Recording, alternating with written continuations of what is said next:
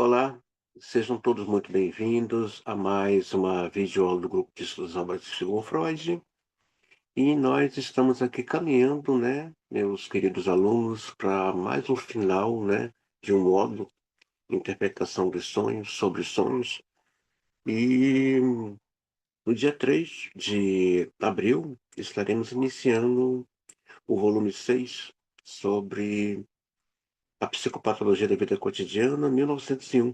Então, se você tem o livro em mão, convido você para abrir na página 632, o inconsciente e a consciência, realidade.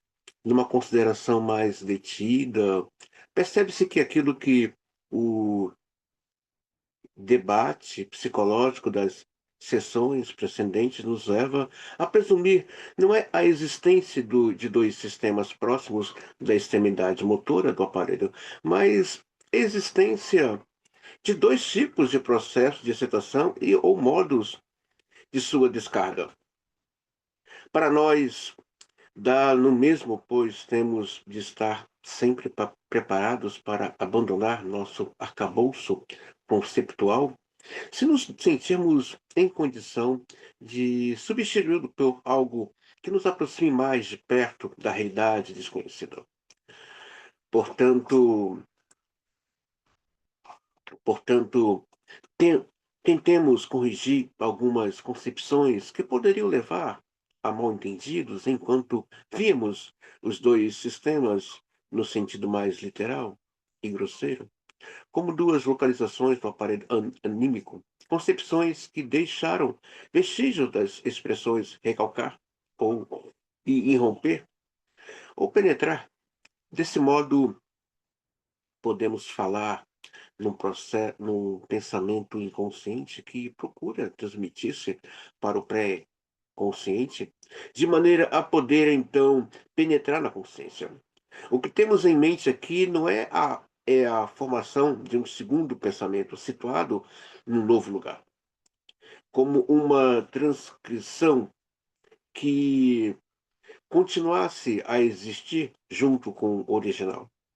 É a noção de romper na consciência e deve-se manter-se cuidadosamente de qualquer opa, ideia de uma mudança de localização.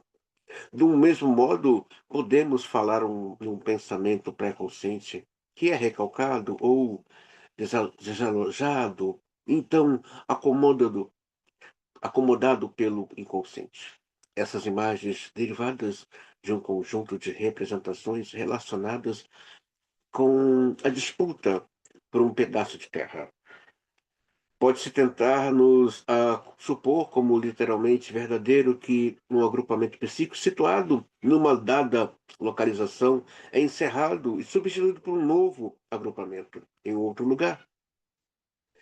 Situamos essas metáforas por algo que parece corresponder melhor ao verdadeiro estado de coisas e digamos, em vez disso, que uma catexia de energia é ligada a um determinado agrupamento psíquico ou retirada dele, de modo que a estrutura em questão cai sob a influência de uma dada instância ou subtraída dela. O que fazemos aqui, mais uma vez, é substituir um modo tópico de representar as coisas por um modo dinâmico. O que consideramos móvel não é a própria estrutura psíquica, mas sua inervação. Não obstante, considero conveniente e justificável continuar a fazer uso da imagem figurada dos dois sistemas. Podemos evitar qualquer possível abuso desse método de figuração, lembrando que as representações, os pensamentos e as estruturas psíquicas, em geral, nunca devem ser encarados como localizados em elementos orgânicos do sistema nervoso, mas antes, pode-se dizer, entre eles, onde as resistências e facilitações fornecem os correlatos correspondentes. Tudo que pode ser objeto de nossa percepção interna é virtual, tal como a imagem produzida no telescópio pela passagem dos raios luminosos. mas temos justificativas para presumir a existência dos dois sistemas, que de modo algum são entidades psíquicas e nunca podem ser acessíveis à nossa percepção psíquica, semelhantemente às lentes do telescópio que projetam a imagem. E a continuarmos com essa analogia, podemos comparar a censura entre os dois sistemas com a refração que ocorre quando o raio de luz passa por um novo meio. Então, Freud está aqui falando, né, descrevendo como é que é esse inconsciente, esse lugar que não é palpável a nível orgânico.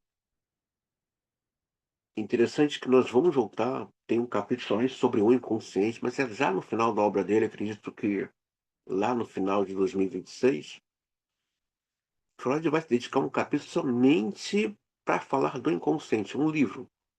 Acho que metade desse livro somente sobre o inconsciente. É uma instância que vai precisar da psicanálise, né, para poder perceber essa instância. Somente a psicanálise. Até agora vimos fazendo psicologia por nossa própria conta, já é tempo de considerarmos os pontos de vista teóricos que dominam a psicologia atual e examinarmos sua relação com nossas hipóteses. O problema do inconsciente na psicologia é, nas vigorosas palavras de Lipps, 1897, menos um problema psicológico do que um problema da psicologia. Enquanto a psicologia lidou com esse problema através de uma explicação verbal, no sentido de que o psíquico significa consciente, e de que falar em processos psíquicos inconscientes era de um contrassenso palpável, qualquer avaliação psicológica das observações feitas pelos médicos sobre os estados psíquicos anormais estava fora de cogitação. Médico e filósofo só podem unir-se quando ambos reconhecerem que a expressão processos psíquicos inconscientes é a expressão apropriada e justificada de um fato solidamente estabelecido. Só resta ao médico escolher os ombros quando lhe asseguram que a consciência é uma característica indispensável do psiquismo, do psíquico. E talvez, se ainda sentir respeito suficiente pelos enunciados dos filósofos, ele possa presumir que eles não estavam tratando da mesma coisa ou trabalhando na mesma ciência. É, que até mesmo uma única observação criteriosa da vida anímica de um neurótico ou uma única análise de um sonho terá de deixá-lo com uma inabalável convicção de que os processos de pensamentos são mais complexos e mais racionais, as quais, de certo, não se pode negar o nome de processo psíquico. Podem ocorrer sem excitar a consciência do sujeito. É verdade que o médico não pode saber desses processos inconscientes até eles produzirem na consciência algum efeito que possa ser comunicado ou observado. Mas esse efeito consciente pode exibir um caráter psíquico inteiramente diverso do caráter do processo inconsciente. De modo que não há como a percepção interna encarar um deles como substituto do outro. Um médico deve sentir-se livre para avançar por uma inferência, desde o efeito consciente até o processo psíquico inconsciente. Assim, ele se inteira de que o efeito consciente é apenas um resultado psíquico, remoto do processo inconsciente, e de que este não se tornou consciente como tal. Além disso, consta que este já estava presente e atuante, mesmo sem atrair de nenhum modo a sua existência para a consciência. Então, Freud está aqui dizendo que não é do interesse da psicologia tratar. Ah, mas a psicologia fala do inconsciente. Não como a psicanálise. Ela trata do inconsciente, ela trata do inconsciente como o Freud falou assim, não, isso não é problema da psicologia nem da medicina. Isso é inconsciente. Para a psicologia e para a medicina, inconsciente é aquilo que não está visível, não está na consciência. Claro que não está na consciência. Ah, isso aí não é problema nosso, é inconsciente. É tipo alguma coisa que se esqueceu lá.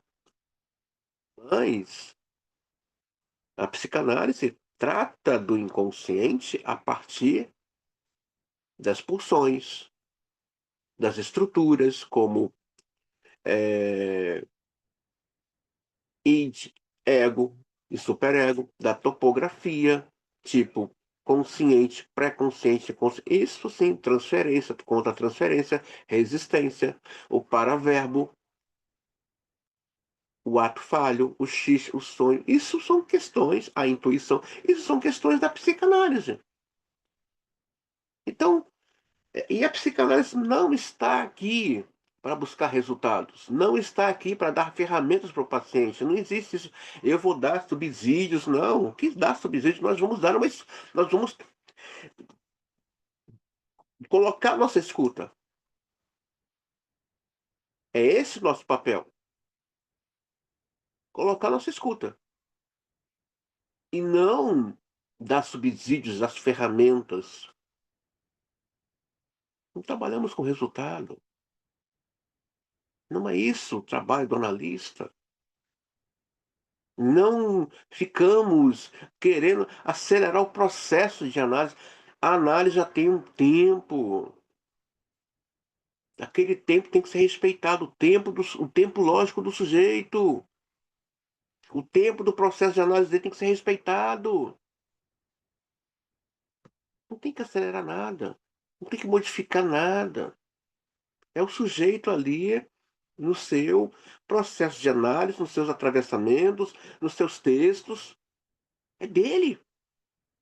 A análise é dele. Aquele tempo, aquele horário é dele. Não tem que mexer em nada. É essencial abandonar a supervalorização da propriedade do estar consciente para que se torne possível formar uma opinião correta da origem do psíquico. Nas palavras de Lipps, 1897, deve-se pressupor que o inconsciente é a base geral da vida psíquica, sim. O inconsciente é a esfera mais ampla, que inclui em si a esfera menor do consciente, sim. Olha que coisa gostosa. Olha aqui, eu vou ler para vocês. Olha o que que o Lipse fala, né? Deve-se pressupor que o inconsciente é a base geral da vida psíquica. Claro! Se tem texto, se tem sonho, tem transferência. Se tem recalque, tem inconsciente. E se tem palavra, vai ter associação livre. E vai ter o insight. Aí vai entrar o processo de elaboração. Olha que coisa linda e gostosa. O inconsciente é a esfera mais ampla, que inclui em si a esfera menor do consciente. Sim, tem uma palavra de um filósofo, eu tenho questões filosóficas, né? Que ele diz: o que sabemos é uma gota consciente, o que ignoramos, né? Ignorar, recalco, a ignorância é o inconsciente. O que ignoramos é o oceano, é o inconsciente. Não tem um psicanalista que diga eu sei tudo de psicanálise, porque o nosso saber é produzido em cima desse sintoma, do meu sintoma, daquilo que me atravessa, daquilo que me faz ruído, que me faz me estremecer, que me faz chorar. E é ali que está o nosso produzir clínico. É em cima desse sintoma. É nessa minha ignorância, aquilo que está recalcado, que hoje, para mim, isso é riquíssimo rever minha ignorância. Rever aquilo que está recalcado. É riquíssimo. Muito rico. Por isso que é gostoso ler Freud. Eu não me canso de falar. Eu vou envelhecer, não é? Falando. Quer saber de psicanálise? Lê Freud. Lê sem pressa. Estude. Reveja essas aulas. Reveja esses textos. Estude. Tudo o que é consciente tem um estágio preliminar inconsciente, ao passo que aquilo que é inconsciente pode permanecer nesse estágio e, não obstante, reclamar que lhe seja atribuído o valor pleno de um processo psíquico. O inconsciente é o desconhecido quando a realidade do mundo externo é tão incompletamente apresentado pelos dados da consciência, quanto é o mundo externo pelas comunicações de nossos órgãos sensoriais. Olha que coisa linda, minha gente, gente linda! Olha que coisa profunda, profunda! O inconsciente é o desconhecido quanto à realidade do mundo externo. Mas é claro, o mundo externo, como diz o Nazi, o Zimmermann, está submerso, gigante, de um sono profundo neurótico coletivo. E como diz o Marco Coutinho Jorge, é, o sujeito está numa grande hipnose desse grande outro. E que grande outro é esse? É preciso coragem, né? Outro dia estava conversando com uma amiga da escola, né? Que é nossa futura professora de Lacan, discutindo esse grande outro. É algo assustador, é algo mirabolante, esse grande outro. Então, esse processo de pertencimento é ad eterno. O Lacan questiona, a análise acaba, o processo de análise acaba. Ele faz uma aposta fora do set analítico também. Eu acredito muito num processo que não acaba, porque o sujeito sai daqui com uma palavra, com um logos. É muito rico, muito gostoso. Olha, cada vez que eu estou estudando agora Freud, montei um método de pesquisa para mim, né? É muito gostoso. É muito gostoso. Você, é isso. O mundo, agora, esse mundo que você vê, essa Matrix à sua volta, não tem noção da profundidade do que é o inconsciente. O que sabemos a nível sensorial,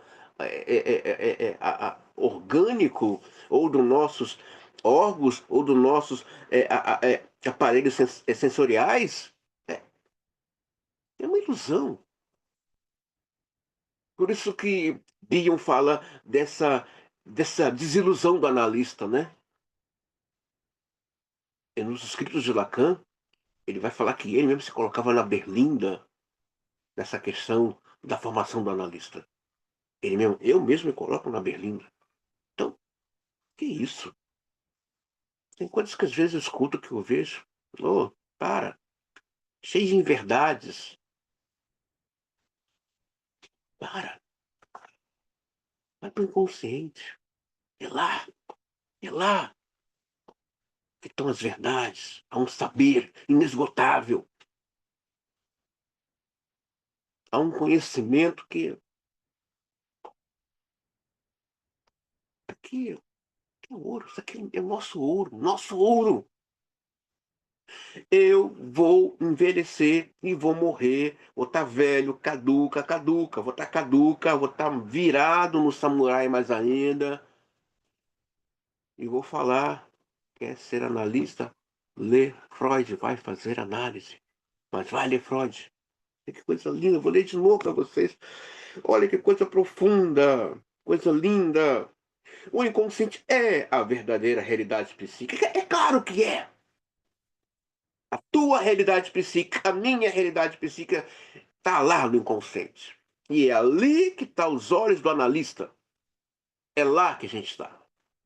É ali que começa a nossa leitura.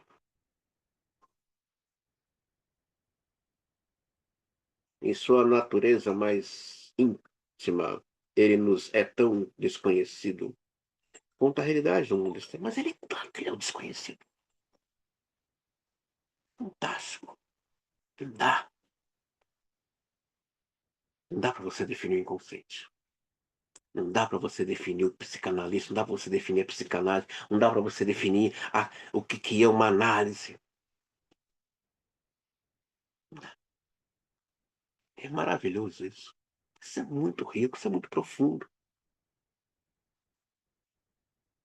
Você tem noção? Você que está assistindo essa aula, você tem noção da gravidade da riqueza que carrega dentro de você? Você consegue mensurar a profundidade, a largura e a altura do que não dá. É muito rico. É um mistério maravilhoso. Agora, que a velha antitese entre vida consciente e a vida onírica foi reduzida em suas exatas proporções pelo estabelecimento da realidade psíquica inconsciente. Uma série de problemas oníricos com os autores anteriores se preocuparam profundamente, perderam sua importância. Assim, algumas das atividades cuja boa execução nos sonhos despertava assombro já não devem hoje ser atribuídas aos sonhos, mas sim ao pensamento inconsciente, que é tão ativo durante o dia quanto à noite. Se, como disse Scherner, os sonhos parecem empenhar-se em fazer representações simbólicas do corpo, quem puder ler o livro Os Símbolos do Corpo, leia. Eu acredito que que eu coloquei na bibliografia de vocês, eu vou dar uma olhada. E já estou elaborando a ementa da próxima aula sobre as psicopatologias da vida cotidiana, que vai ser maravilhosa essa videoaula. Se o sonho dá prosseguimento às atividades diurnas e as conclui, chegando até a trazer à luz ideias novas e valiosas, tudo o que precisamos fazer é despí-lo do disfarce onírico, que é o produto do trabalho do sonho e a marca do auxílio prestado por obscuras forças procedentes das profundezas da alma. O diabo no sonho de Turtney com o Sonata, essa realização intelectual se deve às mesmas forças anímicas que produzem todos os resultados semelhantes durante o dia. É provável que também nos inclinemos muito a superestimar o caráter consciente da produção intelectual e artística.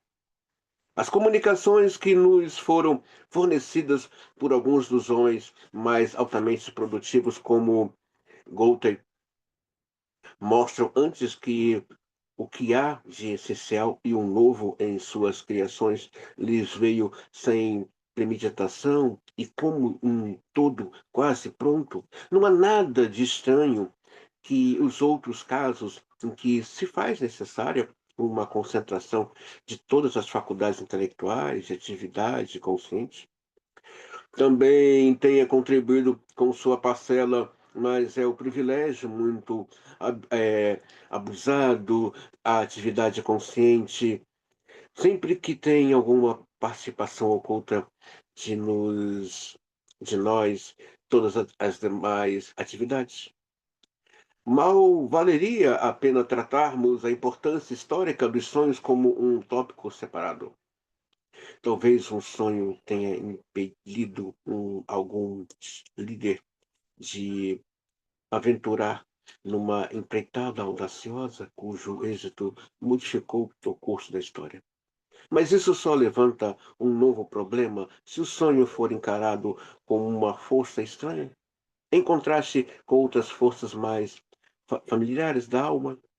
Tal problema não persiste quando o sonho é reconhecido como uma forma de expressão de emoções que se encontra sob a pressão da resistência durante o dia, mas que puderam durante a noite achar reforço em fontes de excitação situadas nas camadas profundas. O respeito conferido aos sonhos na antiguidade, entretanto, baseia-se no discernimento psicológico correto e é a homenagem prestada às forças incontroladas e indestrutíveis do espírito humano, ao poder demoníaco que produz o desejo lírico e que encontramos em ação no nosso inconsciente. Não é sem intenção que falo em nosso inconsciente, pois o que assim descrevo não é a mesma coisa que o inconsciente do filósofo ou mesmo que o inconsciente de Lipps. Neles, esse termo é usado simplesmente para indicar um contraste com o consciente. A tese que eles contestam com tanto ardor e defendem com tanta energia é a tese de que, a parte dos processos conscientes, há também processos psíquicos inconscientes. Lipps leva as coisas mais adiante ao afirmar que a totalidade do psíquico existe inconscientemente e que parte dele existe também conscientemente. Ele está falando aqui da questão do ego inconsciente e do ego consciente, tá? Se puderem voltar lá na aula, tá? Quem está fazendo fundamentos, dá uma olhadinha lá na aula sobre a natureza da estrutura psíquica, vai falar da questão do ego consciente e o ego inconsciente, tá? Quem puder dar uma olhadinha.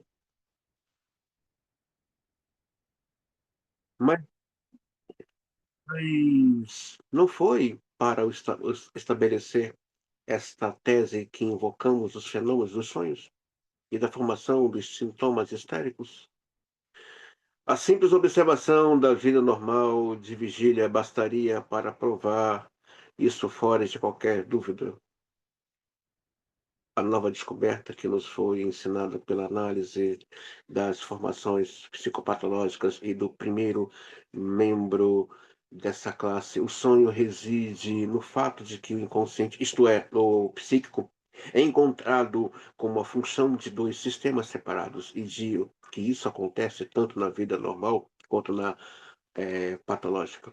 Portanto, há dois tipos de inconsciente que ainda não foram distinguidos pelos psicólogos. Ambos são inconscientes no sentido empregado pela psicologia, mas no sentido, um deles é denominado de inconsciente, é também inadmissível à consciência, enquanto outros chamamos de pré-consciente, porque suas excitações, depois de observarem certas regras, é verdade. E talvez apenas depois de passarem por uma nova censura, embora mesmo assim sem consideração pelo inconsciente. Consegue alcançar a consciência. O fato de, para chegarem à consciência, as excitações terem de atravessar uma sequência fixa de uma hierarquia de instâncias, o que nos é revelado pelas modificações nelas efetuadas pela censura, permitiu-nos construir uma analogia especial. Descrevemos as relações dos dois sistemas entre si e com a consciência, dizendo que o sistema pré-consciente situa-se como uma tela entre o sistema inconsciente e a consciência. Sim, ele está no meio. O pré-consciente está no meio entre o consciente e o inconsciente. Ele é o filtro, coisa que o psicótico não tem. A perda da noção da realidade começa ali. Começa ali. Essa perda da noção da realidade. O sistema pré-consciente não é apenas barra o acesso à consciência, mas também controla o acesso ao poder de motilidade voluntária e tem a seu dispor uma distribuição de uma energia de catexia móvel, parte da qual nos é familiar, sob a forma de atenção. Sim, no psicótico não tem essa censura. Não tem. Essa censura do que entra, do que sai, não tem. Não tem no psicótico. Não tem. Eu, particularmente, eu tenho estudos, né, sobre psicose, mas eu ainda não me autorizei nessa clínica. Não me autorizei a trabalhar com psicóticos. Eu precisaria realmente rever alguns textos, rever algumas técnicas, mas hoje não me vejo com demanda psíquica, né, e até mesmo emocional para atender um paciente dessa ordem. Devemos também evitar a distinção entre supraconsciente e subconsciente, que se tornou tão popular na literatura mais recente sobre as psiconeuroses, pois tal distinção parece servir precisamente para enfatizar a equivalência entre o psíquico e o consciente. Mas que papel resta em nosso esquema para a consciência, outrora tão onipotente e que ocultava tudo o mais? Apenas o de um órgão sensorial para a percepção de qualidades psíquicas, de acordo com as ideias subjacentes a nosso ensaio de um quadro esquemático, só podemos encarar a percepção consciente como uma função própria de um determinado sistema para esse, aí a abreviação consciente, é, parece apropriada. Em suas propriedades mecânicas, encaramos esse sistema como semelhante ao sistema perceptivo. Opa.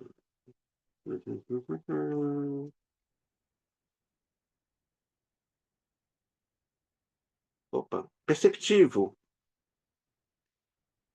para o pré-consciente. Ou seja, como é suscetível à excitação por qualidades mais incapazes de reter traços das alterações, isto é, sem memória, o aparelho psíquico que se volta para o mundo exterior com o seu órgão sensorial do sistema pré-consciente é ele próprio o mundo externo em relação ao órgão sensorial da consciência, cuja justificação teleológica reside nesta circunstância. Aqui encontramos mais uma vez o princípio da hierarquia das instâncias que parece reger a estrutura do aparelho. O material excitatório aflui para o órgão sensorial da consciência, vindo das duas direções do sistema pré-consciente, cuja excitação determinada por qualidades atualmente submetida a uma nova revisão antes de se converter numa seção consciente e do interior do aparelho, do próprio aparelho, cujos processos quantitativos são sentidos como uma série de qualidades de prazer e desprazer, quando sujeitos a certas modificações penetram na consciência. Os filósofos que se deram conta de que é possível haver formações de pensamento racionais e altamente complexas sem que a consciência tenha qualquer participação nelas, tiveram dificuldade em atribuir qualquer função à consciência. Pareceu-lhes que ela não podia ser mais do que uma imagem reflexa supérflua do processo psíquico consumado. Nós, por outro lado, somos resgatados desse embaraço pela analogia existente entre o nosso sistema consciente e os sistemas perceptivos. Sabemos que a percepção por nossos órgãos sensoriais tem como resultado dirigir um investimento de atenção para as vias pelas quais se propaga a excitação sensorial e adveniente. A excitação qualitativa do sistema pré-consciente atua como regulador da descarga qualitativa móvel do aparelho psíquico. Então, é um conjunto de ligaduras, né?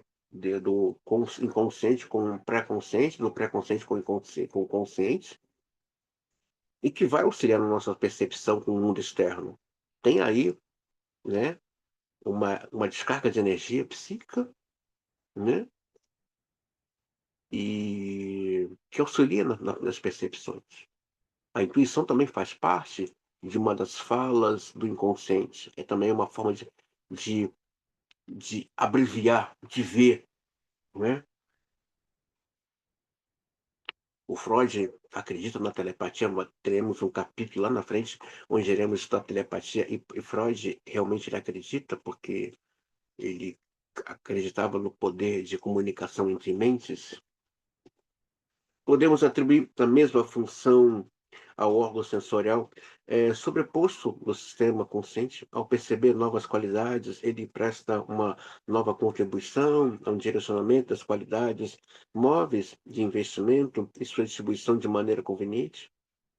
Com a ajuda de sua percepção de prazer e desprazer, ele influencia a circulação dos investimentos dentro do que, em outros aspectos, é um aparelho inconsciente que atua por meio dos deslocamentos de qualidades. Parece provável que, no começo, o princípio do desprazer regule automaticamente o deslocamento dos investimentos, mas é muito possível que a consciência dessas qualidades introduza, além disso, uma segunda regulação mais discriminadora, que pode até opor-se à primeira e que aperfeiçoa a eficiência do aparelho, estando em contradição com o seu plano original a investir e elaborar até mesmo aquilo que está associado à liberação de desprazer. A psicologia das neuroses nos ensina que esses processos de regulação efetuados pela excitação qualitativa dos órgãos sensoriais têm uma importância participação na atividade funcional do aparelho. O domínio automático do princípio primário do prazer e a consequência, a restrição imposta à eficiência são interrompidos pelos processos de regulação sensorial, que por sua vez são também automatismos. Constatamos que o recalque, que embora de início sirva de um propósito útil, acaba conduzindo a uma renúncia prejudicial à inibição e ao controle anímico. Afeta muito mais facilmente as lembranças do que as percepções, porque as primeiras não podem receber nenhum investimento extra advindo da excitação dos órgãos sensoriais psíquicos. É verdade, por um lado, que um pensamento que tem de ser rechaçado não se pode tomar, tornar consciente por ter sofrido recalcamento, mas por outro lado, às vezes, um desses pensamentos só é recalcado por ter sido subtraído da percepção consciente em virtude de outras razões. Essas são indicações das quais tiramos proveito do nosso procedimento terapêutico para desfazer os recalcamentos já consumados. Claro, não está na consciência o que foi recalcado. Não está. O que vai aparecer será sintoma. É sintoma que vai vir. É na transferência, e aí vai depender desse analista, né? Esse, esse atrator, o analista como atrator, como o Nasio trata, é em cima da transferência do sujeito. É em cima da transferência do sujeito. Então, quem está atento a isso, tô numa neurose com esse aparelho aqui, gente.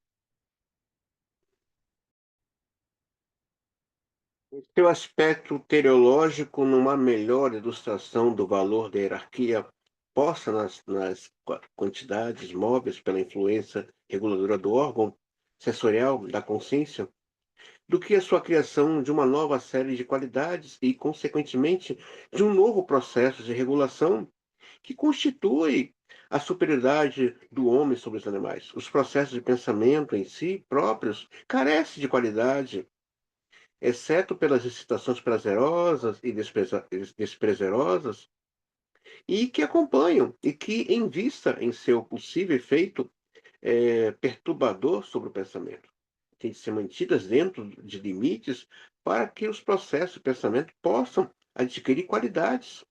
Eles se a- as- é, associam nos seres humanos com lembranças verbais, cujos resíduos de qualidade são suficientes para atrair para si a atenção da consciência e para dotar o processo de pensar de um novo investimento móvel oriundo da consciência. Sim, mas eu quero dizer para vocês uma coisa.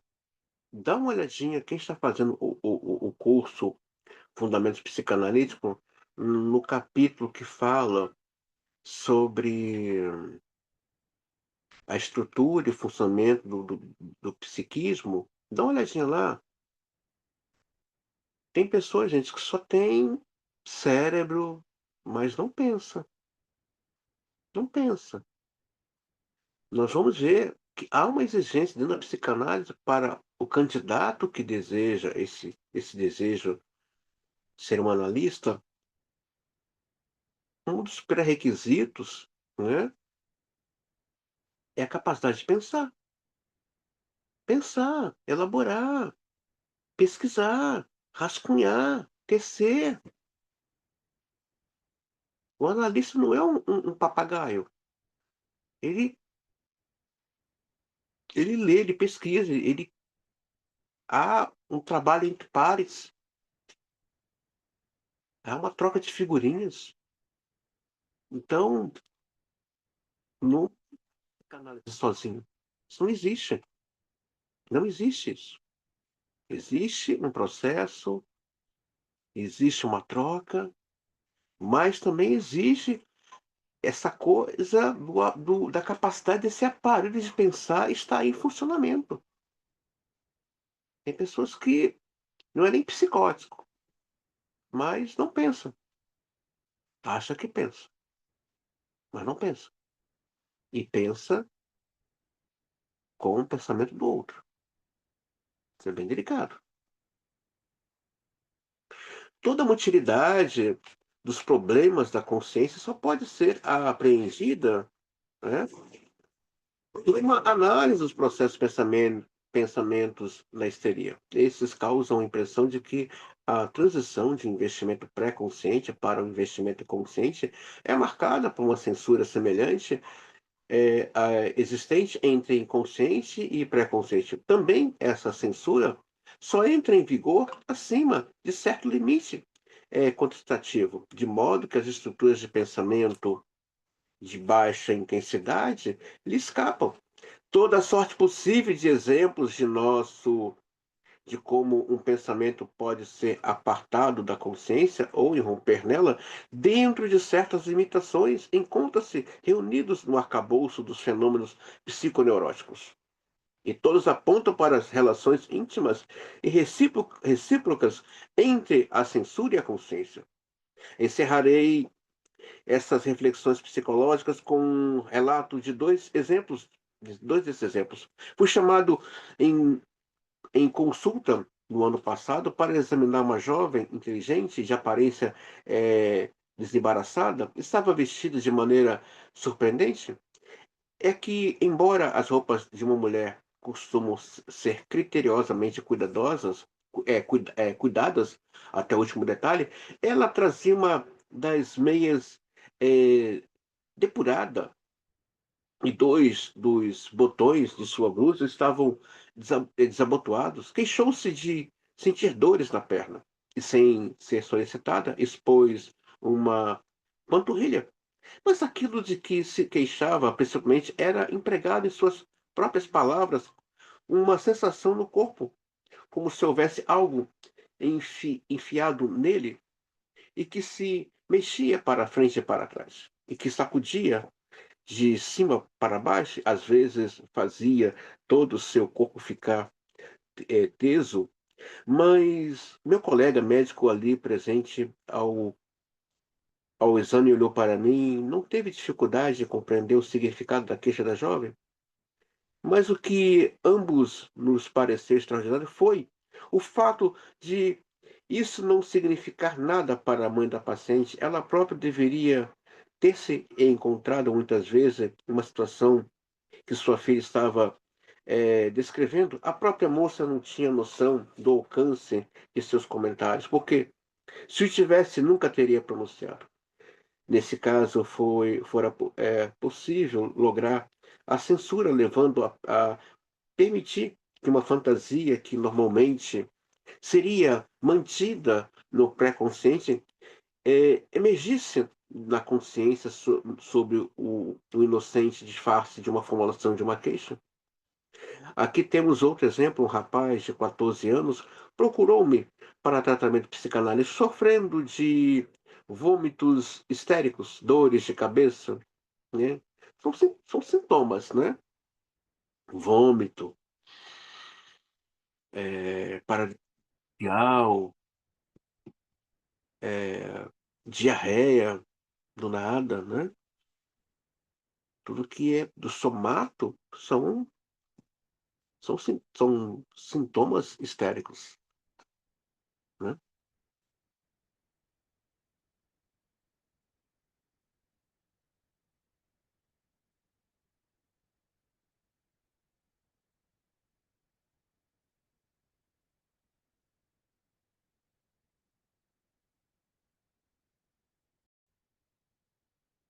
Comecei o tratamento assegurando que, se fechasse os olhos, ele veria a imagem ou teria ideias que então não me deveria comunicar.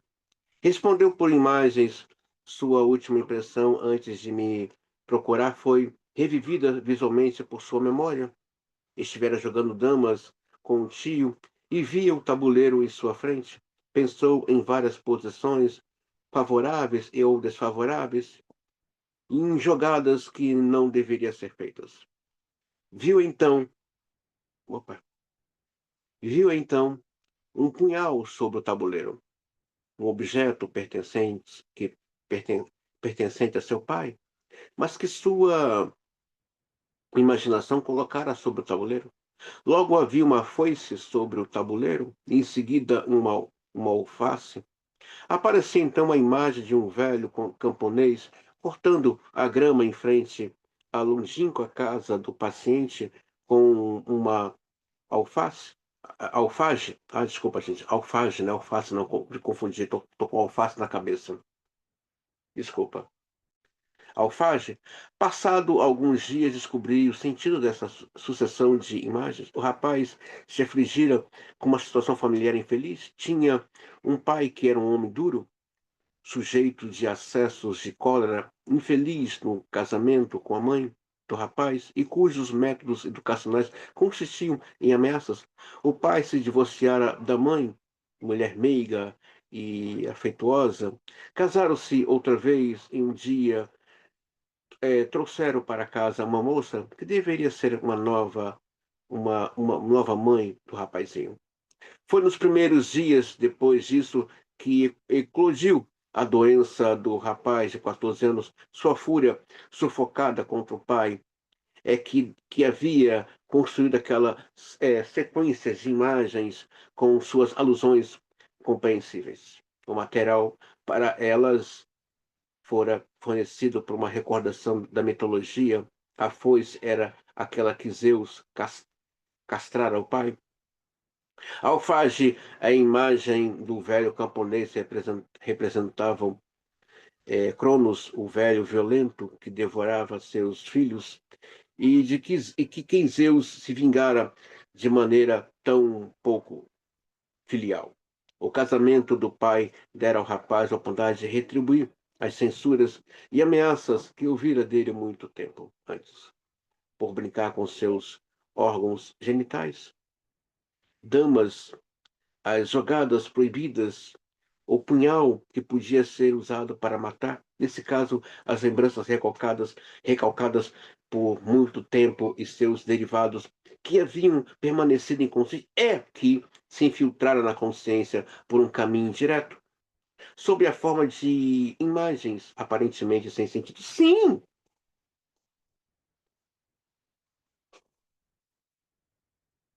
não existe uma mudança de comportamento à toa.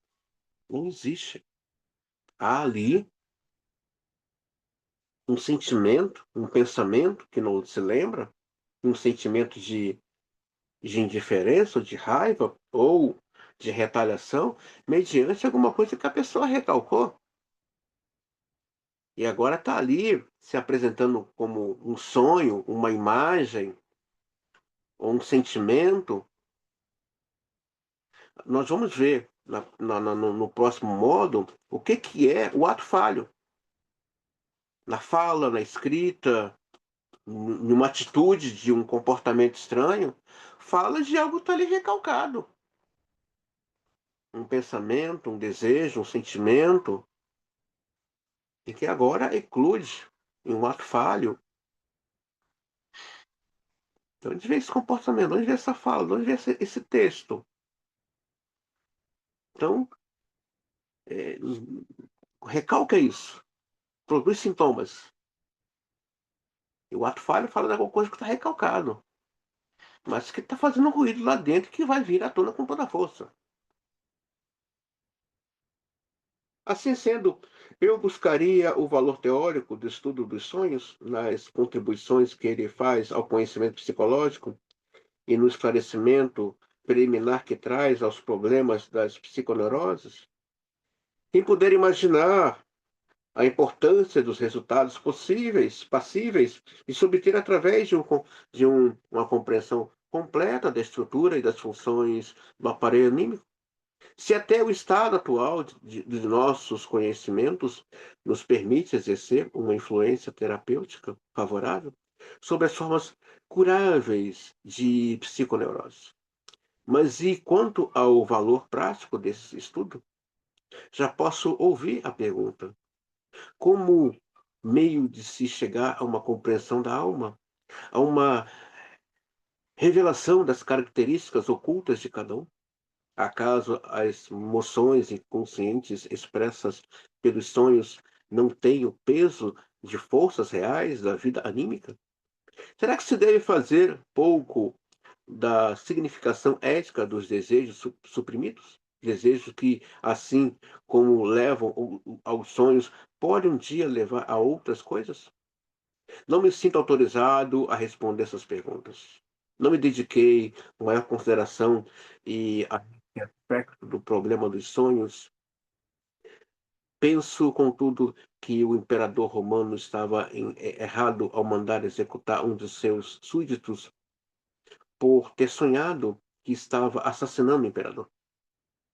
Ele deveria ter começado por tentar descobrir o que significava o sonho.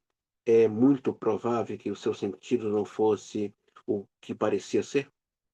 E mesmo que o sonho com outro conteúdo tivesse por sentido esse ato de lesa majestade, acaso não seria acertado ter em mente o dito de Platão, de que o homem virtuoso se contenta em sonhar com o que o perverso realmente faz?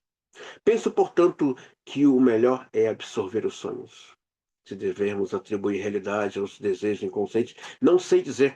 Ela deve ser negada naturalmente a todos os pensamentos tradicionais ou intermediários.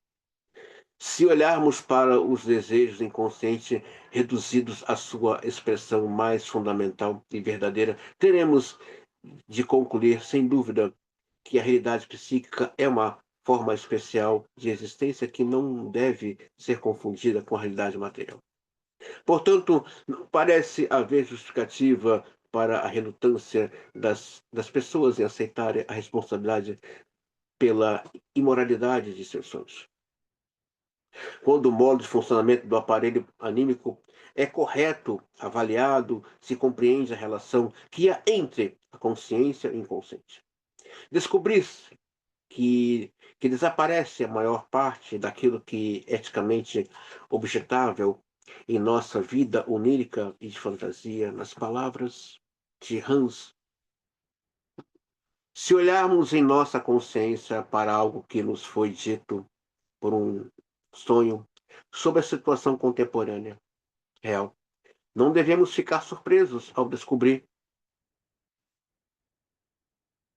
que o monstro que vimos sob a lente de aumento da análise revela-se um minúsculo infustório. As ações e opiniões conscientes expressas são, em geral, suficientes para a finalidade prática de julgar o caráter dos homens. As ações merecem ser consideradas antes de, acima de tudo, pois muitos impulsos que irrompem na consciência são ainda reduzidos a nada pelas forças reais da vida anímica. Antes de amadurecerem sob a forma de atos Com efeito, tais impulsos muitas vezes não encontram nenhum obstáculo psíquico a seu progresso. Exatamente. Porque o inconsciente tem certeza de que serão detidos em alguma outra etapa. De qualquer modo, é instrutivo tomar conhecimento do terreno tão resolvido de onde brotam orgulhosamente nossas virtudes. É muito raro a complexidade de um caráter humano, impelida de um lado para o outro por forças dinâmicas, submete-se a uma escolha entre alternativas simples, como levaria a crer nossa doutrina moral antiquada. E quanto ao valor dos sonhos, para nos dar conhecimento do futuro, naturalmente, isso está fora de cogitação.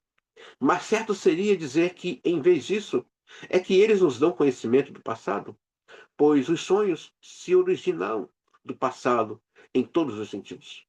Não obstante, a antiga crença de que os sonhos prevê o futuro não é inteiramente desprovida de verdade. Afinal, ao retratarem nossos desejos como realizados, os sonhos, de certo, nos transportam para o futuro.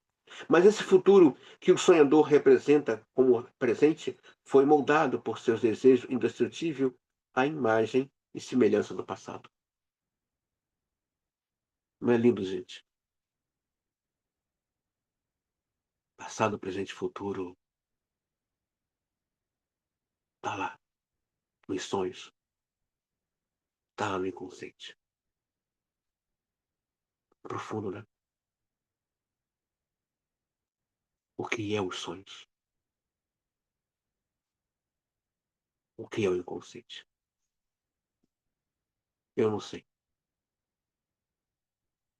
Hoje eu estou adotando algumas posturas freudianas e lacanianas. A psicanalista Anna Sui, ela diz assim, desculpa, tá, gente, é a gata gritando. A psicanalista Anna Sui diz, será que tem coisas que realmente precisam de resposta? Será que precisa de teoria?